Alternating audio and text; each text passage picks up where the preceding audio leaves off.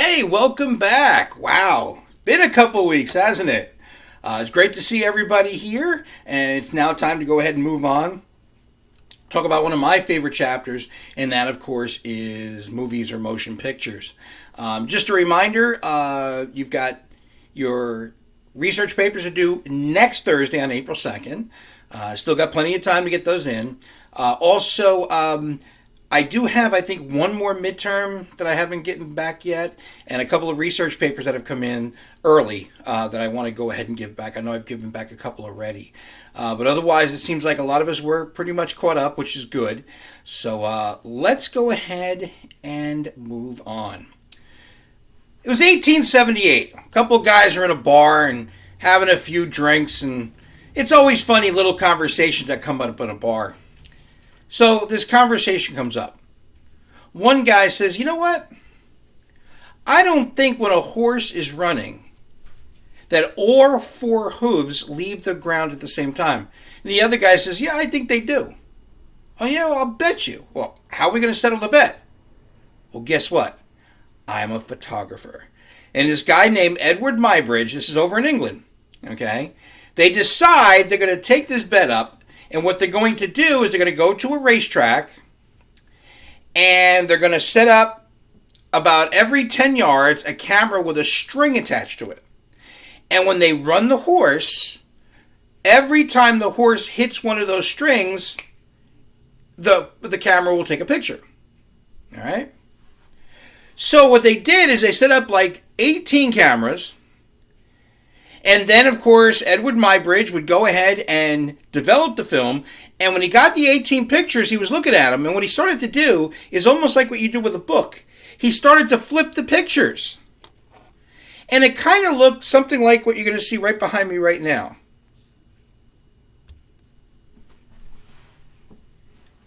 These are the actual photos that were taken by Edward Muybridge. Now, as you can see, let me tilt it just a little bit. You can see in the bottom left-hand corner the number of each photo. And what was happening was as they were on top of each other and as you flipped them, it actually looked like the horse was running. Again, you can see all the way up to 17, I think, or 16. Okay. Now, what this is called persistence of vision. Okay? And this is what persistence of vision, this is what Muybridge, in his experiment, had discovered, is that what persistence of vision is that when you take a picture and you look at it, when you go to the very next picture for one brief moment, the vision of the previous picture is still there. So when you have these pictures of the horses, as you flip them one every second, you still have the persistence of vision from the previous one, and then the next one, and then that one, the next one, and that one, the next one. And of course, it looked like moving pictures or motion pictures. And of course, this spread like wildfire. This was just like this great, amazing discovery. Okay? And of course, who hears about it in 1878 when it first happens? None other than that Jersey boy. Okay?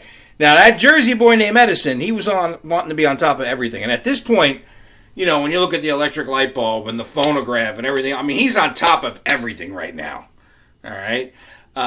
So what he does is he gets one of his assistants named William Dixon. And they start to work on this. And it takes them a few years. They go ahead and they go up to Rochester, New York. And there's a guy by the name of George Eastman of the Eastman Kodak Company. And they involve him too because they want to find a way where they could perfect this motion picture. And they go ahead and do it. And in 1894, you see the first ever of Edison's motion pictures. And here it is right here from 1894. From the Library of Congress in Washington, D.C. Okay, it's not showing. Hold on. Ugh. I try to do this right, people. There we go. You ready? I guess I got to do this separately for each and every one. All right, here we go. You knew that it was fake or did it on purpose? Oh, I just turned it off. That's not what I wanted. There we go.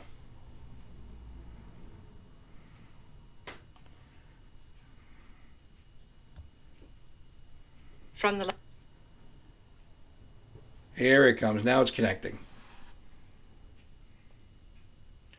Sometimes it's a pain in the neck, people. From the Library of Congress in Washington, D.C.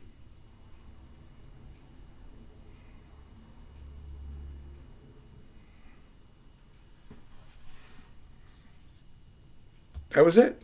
Has been a presentation of the Library of Congress. That's it.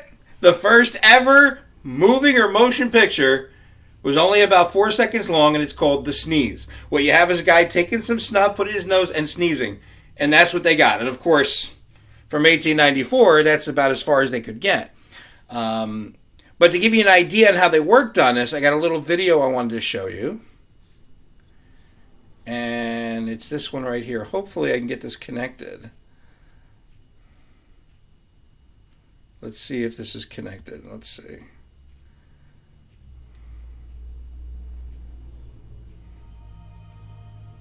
And further inspiration it's not. had been found during.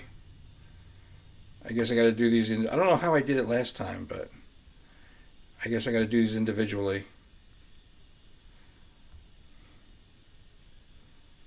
Come on, connect to my TV. Yeah, I'm gonna have to disconnect and reconnect. I don't remember how I did it last time, but there we go. All right. All right, take a look at this for a couple minutes. It really gives you an idea of what Edison and his William Dixon were doing to get the motion picture established. Further inspiration had been found during a visit to Paris in 1889, where Edison had met French scientist Etienne Jules Marey, whose chronophotography captured 12 consecutive images per second on a long, continuous piece of film. Amazing stuff. Had been filming birds by converting a gun into a camera, so that as he pulled the trigger, he was actually taking rapid pictures of them with strip film. And this influenced Edison to go back and experiment with roll film. Motion picture technology is difficult. You have to have film that stops, gets the image, advances, stops, gets the next image, and it has to do that 20, 30 times a second. So you need film that can take the beating. You need film that's sensitive enough to do it. Edison worked with George Eastman to develop the film with the sprocket holes, figuring out how the machinery is going to advance the film, stop it, advance the film, stop it. And he developed a really terrific camera. And that was his contribution. Throughout, Edison had worked closely with his assistant in the mining operation, a sometime photographer named William Dixon, who was largely responsible for the optics of the device. That, of course, the great Annie Oakley. Dixon had begun to produce the first films in what eventually would be the Edison Company's extensive catalog, a collection of short features meant to be shown one at a time on a coin-operated peephole viewing cabinet called a kinetoscope.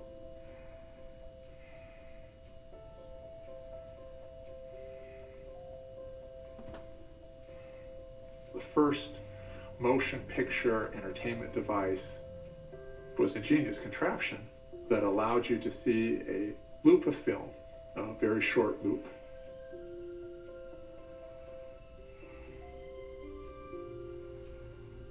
The inaugural batch of kinetoscopes shipped from West Orange in April 1894. 5 to Atlantic City, 10 to Chicago, and 10 to a small storefront in Manhattan, a former shoe shop near Herald Square, soon to become the world's first commercial kinetoscope parlor. They were setting up the machines.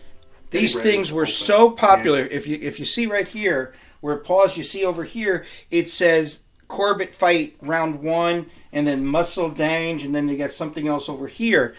It was interesting because what people would do is they all cost a nickel each machine. It would take about a minute.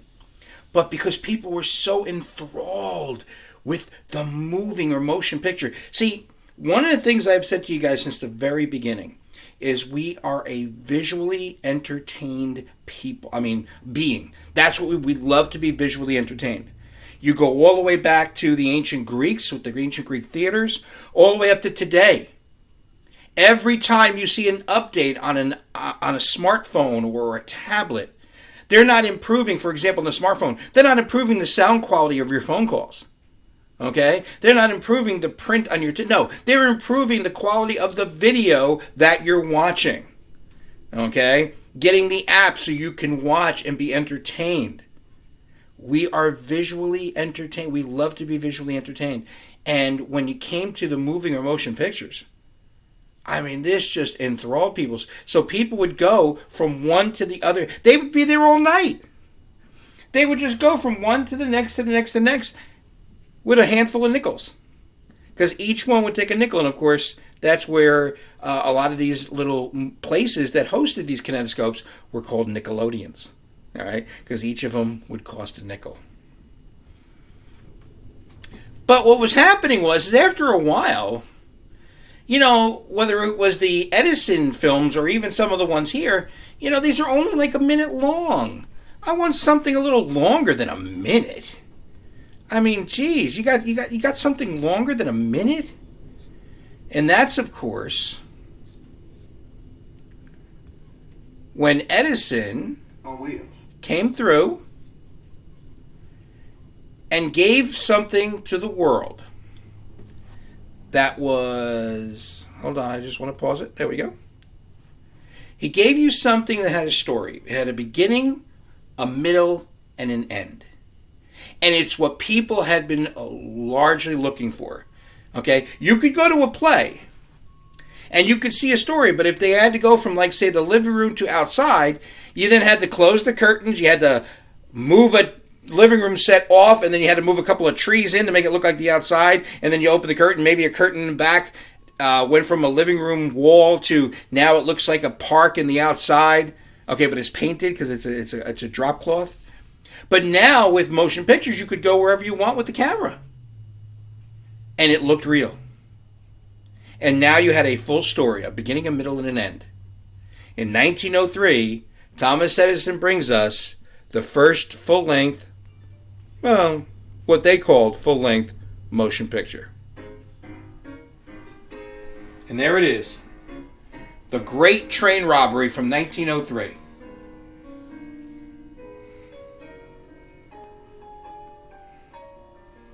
The train's coming in. Of course, the bad guys are now going to rob the train.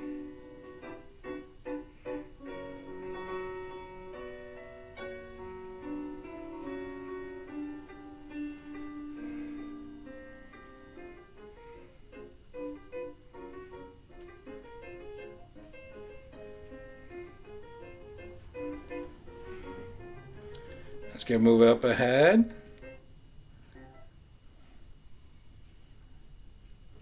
Move it up ahead just a little bit.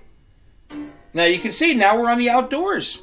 There's no reason to close the curtain and change the background because you could actually be. But I want to get here because I always thought this is funny.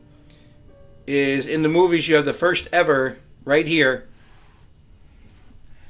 The first ever movie example of overacting.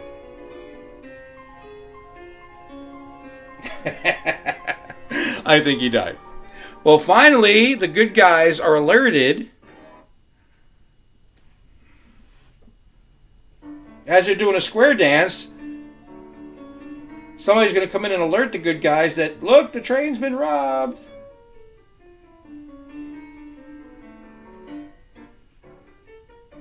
Well, of course, they're square dancing.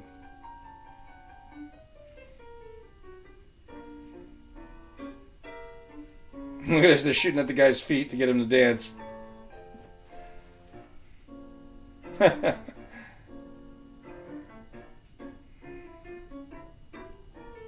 Now, of course, these were silent films. The music was added later. But what would happen later on is, as full-length features needed a place to be shown, they would go ahead and take over theaters that would show plays. They would put a huge, giant sheet in the back of the stage so you could project the film, the projector onto the sheet. Here, of course, is where the good guys find out about the train robbery. And because each stage would already have an orchestra pit, they would actually, each movie, this was later on, like in the late teens into the early 1920s, you would have sheet music set with the movie. Now, as you can see, the good guys are chasing the bad guys. This is the Prairie, better known to many of you as Fort Lee, New Jersey. This is where the movie was shot.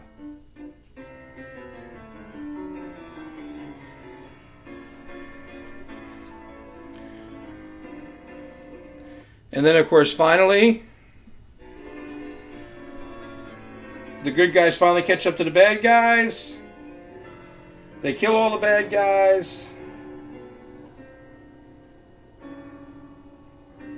And they recover the stolen money.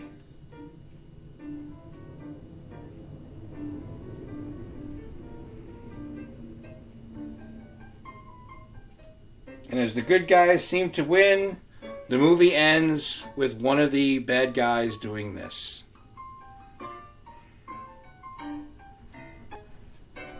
And that's the end. And that was Edison's first full-length motion picture. People absolutely loved it. You now had to start. Now, of course, it only lasted a little over 10 minutes. But it was now something. It was better than that 1 minute with the Nickelodeon. Okay? And people went wild. People went to the theaters to see this, and they just loved it. So, of course, they clamored for more. And, of course, with them being silent films, one of the first real success stories when it came to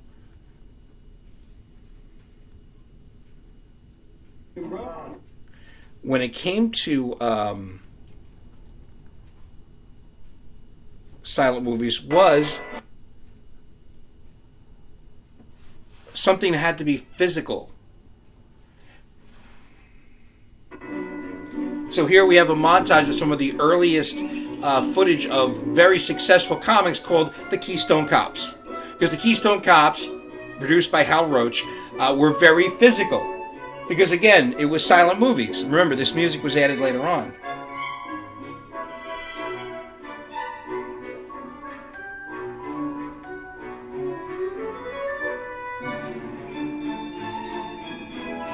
So you can see a lot of the comedy was physical, and that would be also exacerbated, that physical comedy,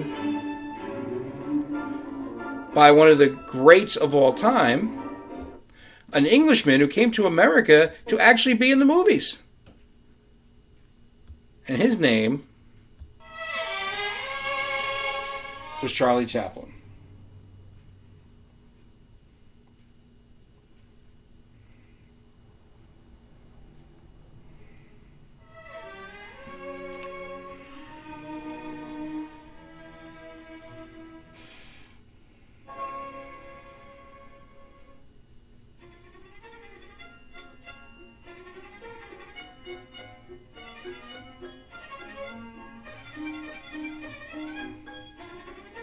Charlie Chaplin was one of the great physical comics of all time, and he was a comic genius.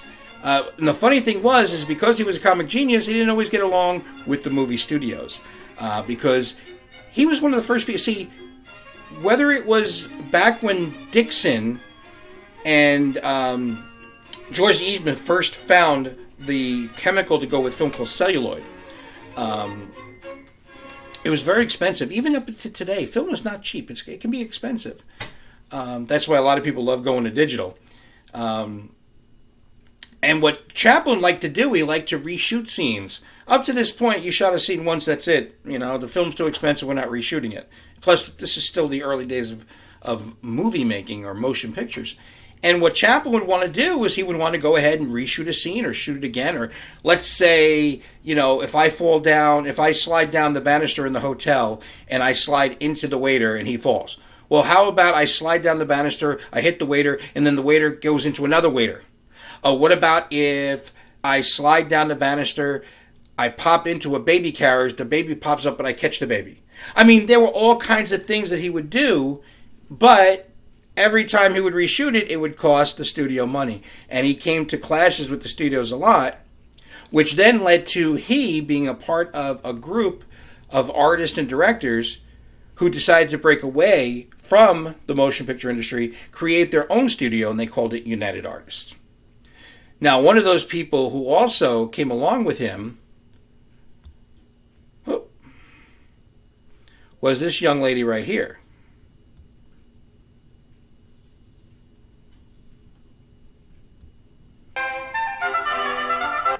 See, I gotta get this connect. I don't know why I'm not doing this right. It's not working the way it did last time, people. And I don't know why. Alright. Alright. Here we go.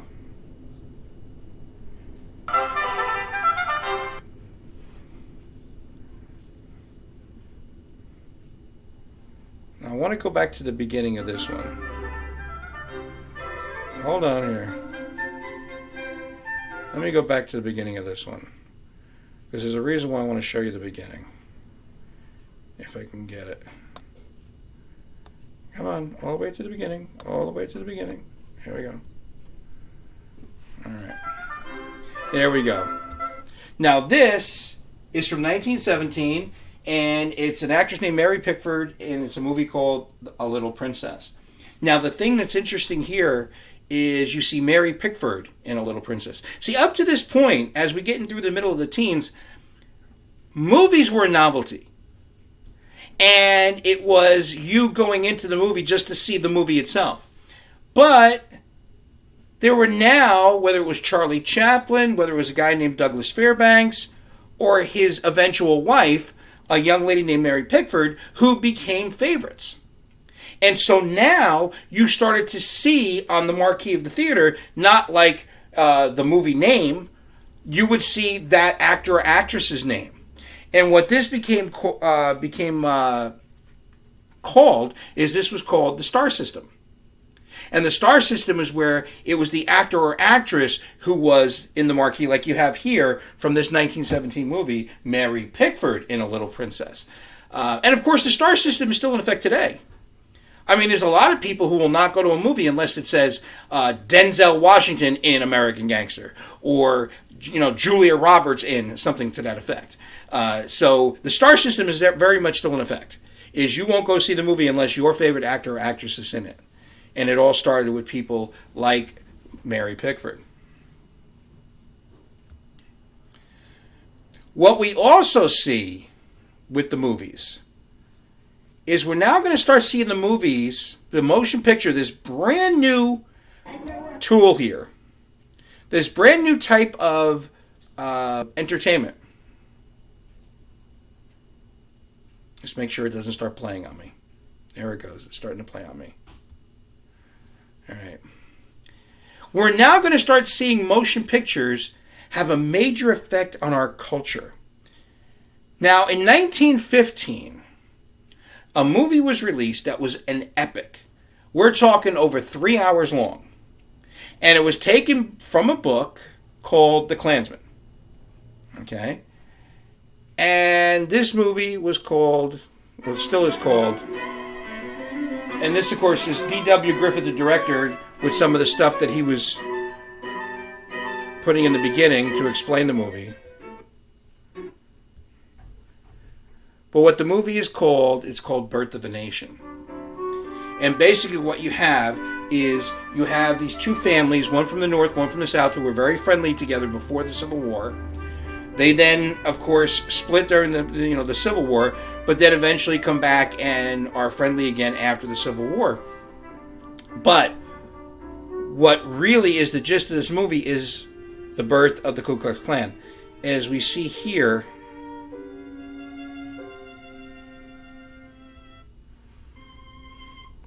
you have a scene in the film where after the Civil War, when Reconstruction's going on, where the South has got all these Union soldiers down there, and a lot of them were black Union soldiers, and they were doing some bad things. you had the rise of the Ku Klux Klan. The Ku Klux Klan in this movie were made to look like heroes.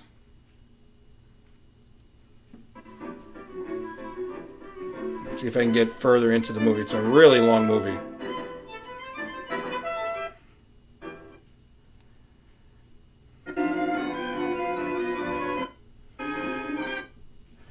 And you see all these white people being tortured by these black soldiers.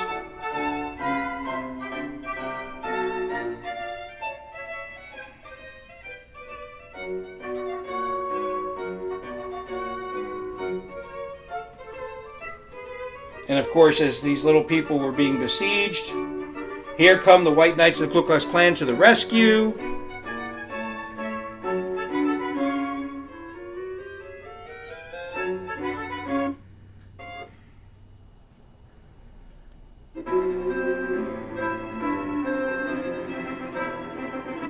And here's the finale of the film, when all the black soldiers from the north are chased away. You have the parade of the Ku Klux Klan, and the movie ends. And probably one of the saddest parts about this movie was this was the first movie ever that was featured in the White House.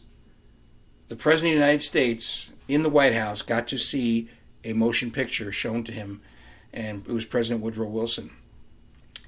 Now, Woodrow Wilson, before becoming President of the United States, was the governor of New Jersey. And before that, he was the president of Princeton University. But Woodrow Wilson was born in Virginia. And his father was a colonel in the Confederate Army. So as Woodrow Wilson was growing up, he had a very, very bad upbringing in the sense that, I mean, I'm not saying his father beat him or anything, but his father would fill his head with all these things about how great the Confederacy was and everything else. So when Woodrow Wilson watched Birth of a Nation, where the Ku Klux Klan was looked upon as heroes, he is quoted as saying, "What an accurate depiction of history this was." Basically, what this did is it kind of threw everything backwards. As a matter of fact, what you end up seeing in 1915 was the beginning of the vast migration up north.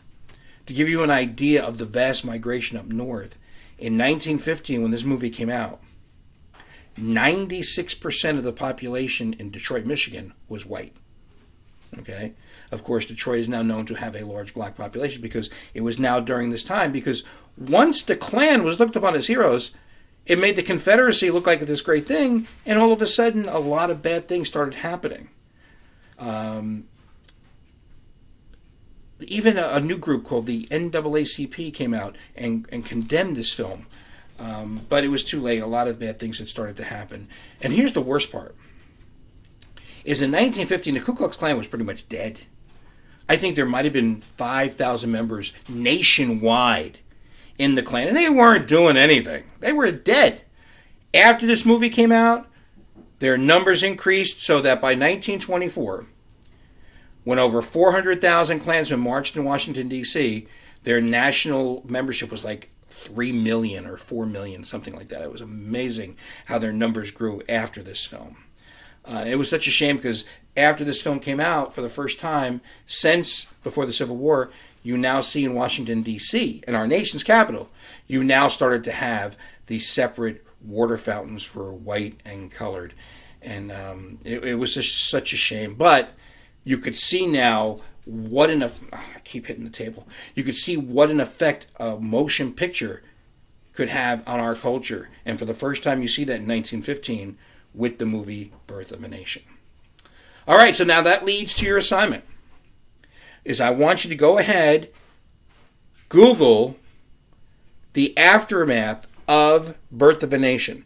I want you to find articles from around that time, and I want you to send me at least one link to an article that depicts what happened in the aftermath, because unfortunately a lot of things happened in theaters or around in cities around the country as this movie was showing. And I want you to find me a link, send me a link to at least one of those articles, and that will be a part of your class participation. Now, you need to have that done by Wednesday night at 8 p.m. All right? And then come Thursday, we'll finish up showing you the movies chapter. All right, you guys take care, and we'll see you on Thursday morning.